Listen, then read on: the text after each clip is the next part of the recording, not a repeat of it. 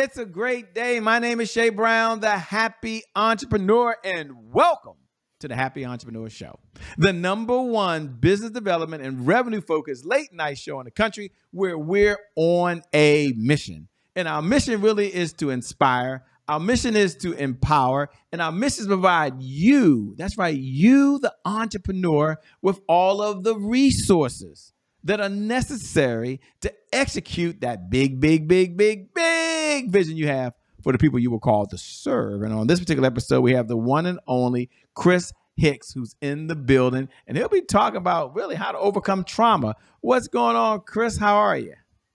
How you doing, my brother? Everything's good. Glad to be here. Well, thanks so much for being here. We appreciate it, and appreciate Betsy for basically kind of introducing us, by the way. So that's so cool. But I'm curious, as we get started, they're looking and read your bio, so they'll read your bio. You got how to overcome trauma. My first question is obvious, but it's why do people struggle today? I mean, we got Instagram, we've got YouTube, we can go to ChatGPT and get any answer we want. So why are people still struggling today with overcoming trauma? I can speak from personal experience. Just not dealing with I would say the history and the internal issues that people deal with. I mean, of course, we got, there's so many quick ways of getting, support or what you think is support and so forth. But I think when you have heavy trauma, it takes heavy healing. And, I think getting all the support you can, I think personal counseling, psychotherapy, and just self-discovery helps a lot. That's what it did for me. So no matter who I was around, I still dealt with the seriousness of the trauma. And I just really had to have a lot of self-discovery and get support. Now, can you take a moment and kind of share what's the difference? And it might be just Shay Brown between trauma or someone just had a setback. I mean, I'm just curious. I mean, maybe there is no difference. I mean, I'm just curious. So we can all be on the same page because trauma means different things to different people. And so I'm just curious what your view of the world is and what the definition of trauma is and how that's different than, I don't know, maybe a setback. Maybe some people think they're going through something and the car didn't start this morning. I'm not overly simplifying it, but I just like to get your perspective so we can all be on the same page. And then we're going to get your backstory because people want to know who you are. But first, I want to know what your thoughts are. Well, from my perspective, trauma versus setbacks, trauma it can be a history of things that you've been through, whether it was abuse, whether it was, any type of, it could have been a car wreck or something that you experienced that the brain just could not capture at the time or it couldn't, grasp. When you have a setback, setback is just, I would say for me, it's just a distance of time. It's timing sometimes. Hey, I want to venture out and do such and such, or I have a goal and it's on hold for a second. Something happened. We can move ahead. But when you talk about trauma, especially if it's heavy layers, especially childhood trauma, you just can't get over that sometimes over time. It's a process. Setback may be a short process. Trauma can be a longer process. I like that. As you're talking now, folks like Shay, I hear him. But what's his backstory, Shay? Who is this guy named Chris? What has he been through? So can we take a moment? We'll slow down, ladies and gentlemen. And Chris, if you can, share a little bit of your backstory and your journey that led you to where you are now. And what was that defining moment where you said, you know what? I'm going to go do this and help other folks. Yeah. Well, Shay, my story starts, it's not pretty. I'm going to be honest with you. And I don't call myself a victim.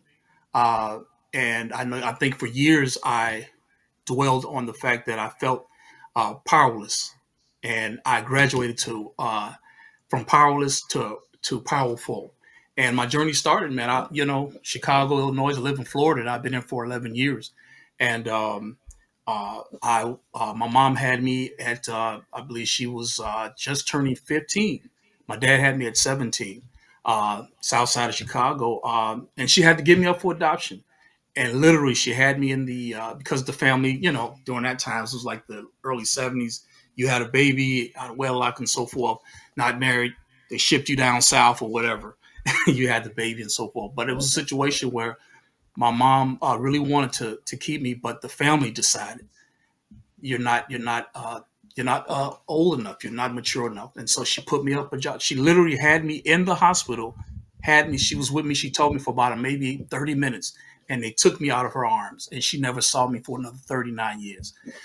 During that time, once I was adopted, I was placed in Chicago, Illinois Child Care Services, bounced around. My first home, I was there till the age of 8, and Shay, it was horrific.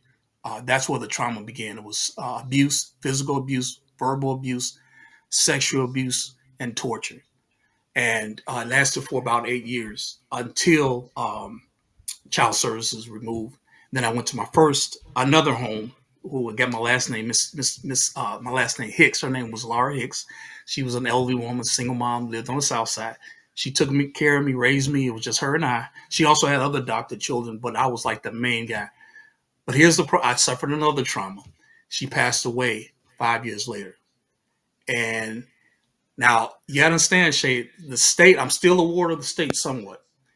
Do you know, I really was kind of a ward of the state till like 18, because from there, after her home, I went to a family friend's home, her cousin's home. I lived there until my teenage years and so forth in Inglewood. And I had to learn how to assimilate. I had to learn how to survive.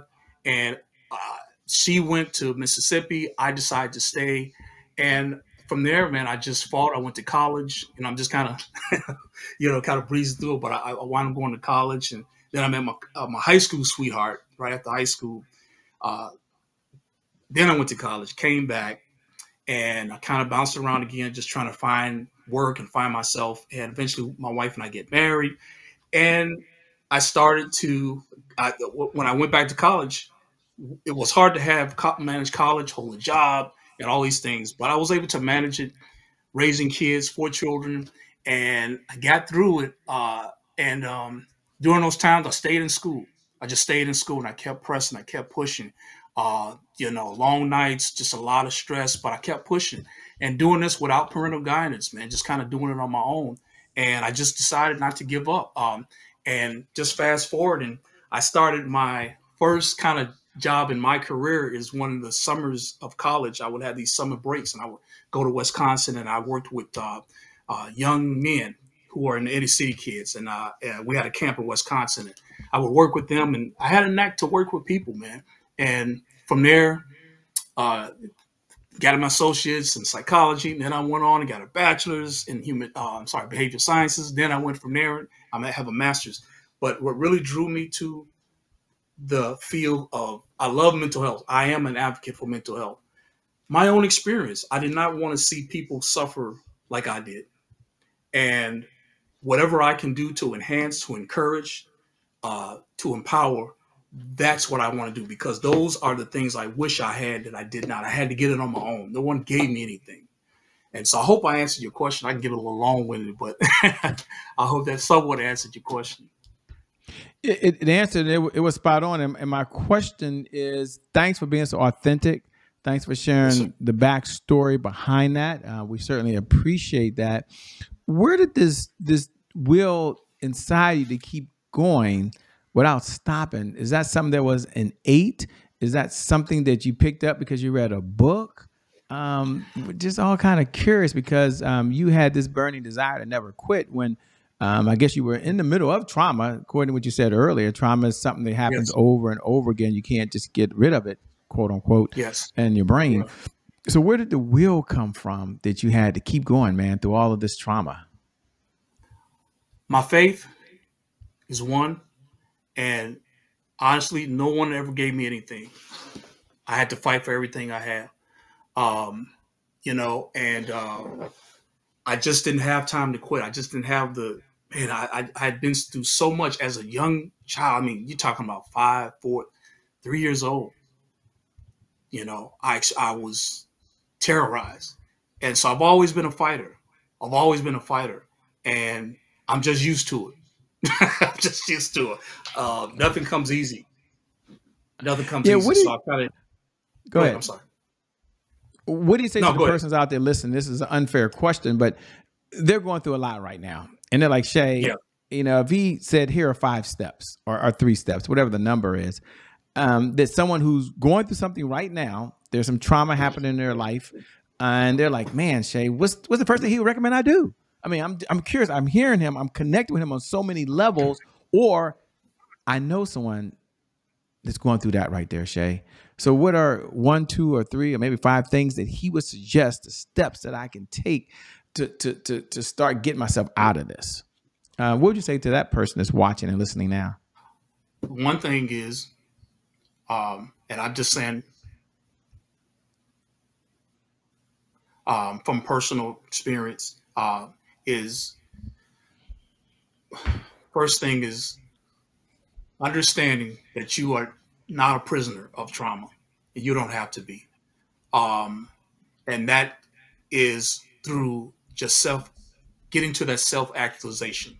Understand that you are special, you are somebody, and whatever happened, whatever trauma you've been through, you don't have to be a prisoner. It doesn't have to dictate your life. The second thing I would say is please talk, open up, express how you feel.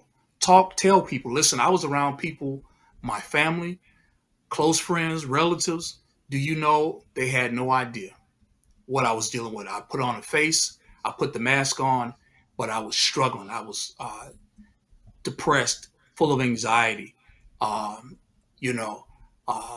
and I did not reach out. I was scared to accept what was going on in my life, and scared because I felt I was a man. I'm a husband. I'm embarrassed. This shouldn't happen to me. It shouldn't be. Oh, that happened in the past. So expressing yourself, talking. When I talk to a lot of my clients that I deal with, and when I speak, I say, hey, man, transparency is one of the best things. Sometimes we don't want to be open. We don't want to shed. We don't want to show that dark past. But if you don't, it will stay there buried. And it's just like garbage. It will stink one day. The other thing is, and I probably said this before, I might be being redundant. Forgive me. Please get counseling. Go to therapy. It's okay. You're not crazy. There's the stigma to people that deal with mental health that something is wrong with you. Or they're going to put you in a straitjacket and you shouldn't be on medication. That's all. No. Do whatever you have to do to get the help that you need. Last thing is be comfortable with yourself. Be comfortable with the good, the bad, and the ugly. Because guess what? That's you. That's you. And it's about learning balance, being balanced in life. And that's what I learned. That's what I learned, Shay. So I hope I can help somebody. It's not the end. You don't have to be captive. You don't have to be held in. It's not your fault. I love it. Thanks for being so transparent. Thanks for sharing with us. We appreciate that. One of my favorite questions to ask is that along this journey of life, you've had so many mentors. And the question is going to be, what's one of the best pieces of advice you've ever been given? But so I can frame it for the audience, they might be curious. You've had a lot of mentors. Some you may have never met. Some you've only read in books. Some you've only watched on video. But of all the mentors you've had, of all the advice you've been given, if you had to grab one piece of advice that you hold near and dear to your heart that you want to share with anyone that's watching right now, what's the best piece of advice you've ever been given? Probably from my wife. Actually, before this interview, Shay, she just said, be you. Don't try to make this is your story. It may not be pretty. And it's not. I'm gonna be honest with you. I did not have and I still go through therapy today. And I feel sometimes awkward because I'm like, wait a minute. Like I'm like, wait a minute, you're in therapy. You do take some meds for anxiety and PTSD, so forth, and you're out helping other people. Isn't that like a dichotomy? Isn't that weird? But Shay, for years I kept it hidden. It was in the dark. And the best piece of advice my wife gave me is to be my authentic self. Be my authentic self, because that's all that's all I am. That's who he's made me. It wasn't his fault. It's not my fault what happened. It's the people that mishandled me. And they didn't understand what they had. A lot of people around us, they don't understand who we are until we get into a jam. or we on the news, or we on some issue or some blast or whatever, and they're like, "Oh, that's yeah," but you didn't know what I was going through, how I got here. And so, Shay, what you see is what you get. That's what I tell people when I do therapy, when I go and I speak engagements. I say, "This is what you see, what you get." I'm gonna tell it all, man. I'm gonna tell it all because those people that did those things to me, they wanted me to keep quiet. Yeah, Quiet. I went quiet. I went to church quiet. I held it. I suppressed it. And the worst thing is you're growing, raising children. You're married, and you don't know how to socially adapt. You don't know how to get through the sleepless nights, the insomnia, the pain, the crying, and you're crying for help, and there's no one there, and you're dealing with abandonment, rejection, and so now I'm working through it. I'm 100. I'm not 100%. I'm almost there, but I'm still working through it. Along this journey, though, I wouldn't want anybody to start where I want you to. Hey, man, realize where you're at. Keep it moving. Yeah, that is so powerful, man. You know, what do you do for fun? By the way, we're curious. I mean, when you're not out doing what you're doing now and going through this trauma is so heavy, what do you do for fun? Probably funny, but my son and I, we started back doing MMA classes. I try to work out, exercise. I like to watch movies. That's like one of my first loves. And just going out with my wife, man, enjoying the beach. If I could live right by the beach, I would. But that's in the future. I love it. I love it. What do you enjoy so much about the water? What do you enjoy so much about the beach, man? Yeah, just the ocean, the water, the clear. When I'm around water and the ocean, it just takes me to another place. That sand, like I said, I'm from Chicago, man, South Side. So I was in the concrete jungle. So this out here for me, I've been here for like 10 years. So this is like a vacation. I told my wife, we always say this is like vacation, man. But yeah. Yeah, man, that is so cool. Let me say two things, man. For folks, as we come down the home stretch that want to connect with you, how can folks best? Well, I'll say two questions. What type of clients are you working with these days, if any? And number two, how can people stay in this conversation with you over and beyond today if they want to connect with you? Okay, so as far as my clientele, I do so I won't forget because I know it's going to be asked this question. They can connect me through my email, and that's ccoach at hicks@gmail.com. I also have a website, which I do life coaching, and that's at Wixsite. That's WIXSITE.com/my site. And then I also like to do, I do a lot of TikTok videos. I do little short messages, and I'm getting like a follow. I have a little following there. So you can do TikTok at C Coach Hicks. So that's where I'm at right now. And again, I am, I work in counseling as a family reunion vacation counselor, reuniting families that have been separated. So I do that. And I'm also working, I'm on the last finishing parts of a book that I'm coming out with. It's my autobiography, and it's called Hope. Hope. I'm sorry, my brain is everywhere. Hope Forward. That's what it's called. Yeah. So yeah. Okay. So we're looking forward to it, man. Let me say two things. Number one, thank you so much for being on the Happy Entrepreneur Show, man. We appreciate it. Mm-hmm.